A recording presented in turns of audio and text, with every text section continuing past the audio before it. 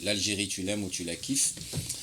Toute ressemblance de cette phrase avec une phrase politique bien connue que fortuite.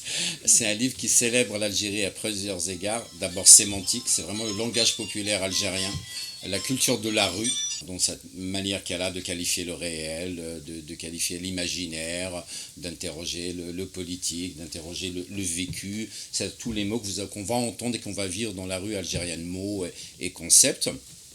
Et la deuxième partie du livre, c'est il y a un côté un peu patrimonial, on parle de ce qui fait l'Algérie, c'est des lieux, c'est des personnages, c'est une certaine culture régionale. Et le dernier, c'est Étranger de souche. Dans Étranger de souche, ce qui m'intéressait, c'est la figure de l'étranger en France. Qu'est-ce que c'est que cet étranger qu'on ne définit pas par lui-même, mais on le définit par sa capacité à être étranger à quelque chose. Déjà dans la définition, c'est quoi l'étranger? C'est ce qui n'est pas nous, au fait. C'est cette altérité, moi, qui m'intéressait.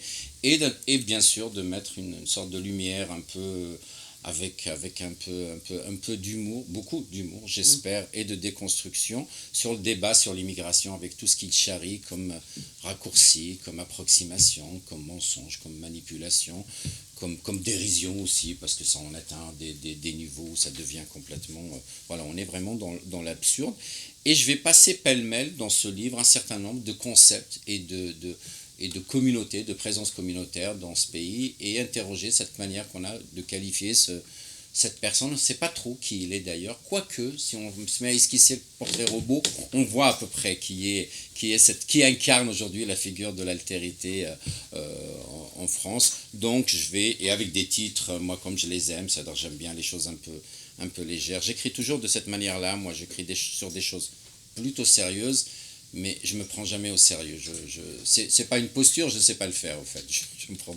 Donc dedans, il y a des textes sur les Congolais qui s'appellent Congo Lassap.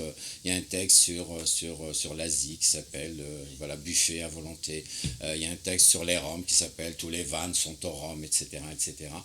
Et ça, c'est par communauté. Après, une approche par concept. Je me suis interrogé sur ce concept d'islamo-gauchisme, très très très curieux, sur Français de souche, bien entendu, le premier d'entre eux. C'est quoi exactement cette Français de souche? Où commence et où finit cette souche?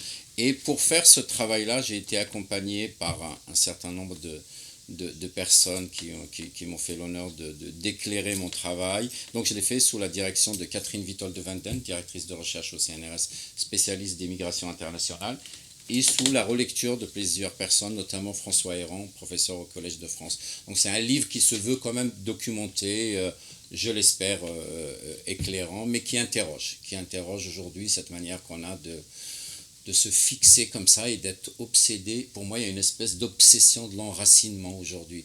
Pas l'enracinement au sens noble, au sens de Simone Veil, mais cette espèce d'enracinement complètement produit, surinvesti. C'est, j'ose pas dire la pureté, ça veut dire le ici et maintenant, pour permettre de définir l'autre, celui qui n'est pas de là, celui qui n'est pas de maintenant. C'est ce que j'appelle l'obsession de l'enracinement, et d'autres obsessions, l'obsession du combat civilisationnel. Il y aurait aujourd'hui une espèce d'affrontement civilisationnel avec une frontière très très bien définie, très curieuse d'ailleurs, parce que c'est l'Orient et l'Occident, qui est l'Orient et l'Occident, l'islam et le non-islam. Or, si on remonte juste 10 siècles en arrière, l'Occident était musulman. Il y avait même un Occident. L'Andalousie, c'était même ce qu'on appelle un Occident absolu, parce qu'on n'avait pas démontré la rondeur de la Terre. Donc les choses ne sont pas celles qu'on croit. D'autres raccourcis également, cette espèce d'image comme ça d'une civilisation judéo-chrétienne. Et il y a des livres aujourd'hui très célèbres, notamment Madame Bessis, qui démontrent la supercherie de cette espèce judéo-chrétienté absolue de la France. C'est méconnaître beaucoup de choses, méconnaître tout un passé d'antisémitisme ancré en Europe, et méconnaître les liens extrêmement forts entre, par exemple, la civilisation, le judaïsme et l'islam, etc. Donc je passe en revue ces concepts-là, je les interroge, je ne dispense pas de la vérité, je les interroge, je déconstruis quelques petites choses et j'en ris, parce que c'est le premier droit qu'on a vis-à-vis de ces choses. C'est d'abord de rire, de s'en amuser, puis d'aller plus loin, parce que ça rapproche, parce que ça permet aux gens de se rencontrer, de se reconnaître, de se retrouver et de se souvenir qu'ils partagent le lieu, qu'ils partagent la terre, qu'ils partagent l'avenir, qu'ils partagent les enfances, qu'ils partagent surtout les valeurs qui, elles, sont universelles. C'est le travail qui est fait dans Étranger de souche que je vous présente aujourd'hui.